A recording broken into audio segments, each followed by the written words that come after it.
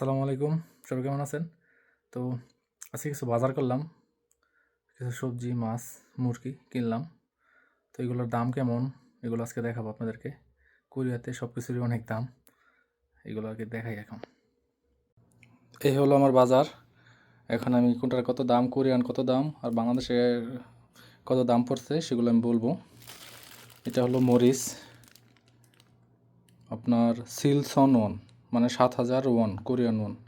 বাংলাদেশি টাকায় আপনার পরে প্রায় 580 টাকা। ঢেঁড়স ইউকসন ওয়ান, মানে 6,000 ওয়ান, আর বাংলাদেশি টাকায় পরে আপনার 500 টাকার মতো।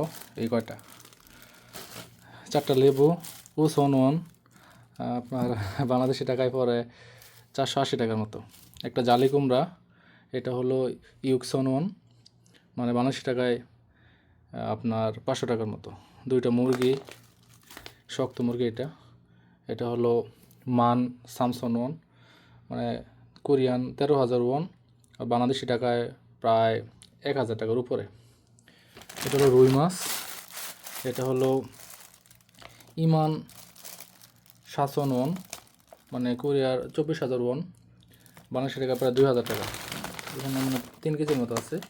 আর এখানে 10 প্যাকেট নুডলস, 10 প্যাকেট নুডলস হলো আপনার মান ওয়ান, মানে 500 টাকার মতো। আর এখানে গুঁড়া মশলা আছে ইমান সামসন ওয়ান, মানে বাংলাদেশি টাকায় প্রায় 2,000 টাকার মতো। এই 4 প্যাকেট।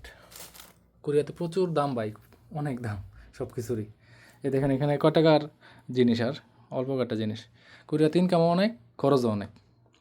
ঠিক আছে, সবাই ভালো থাকবেন, সুস্থ থাকবেন, আল্লাহ হাফেজ, আসসালামু আলাইকুম।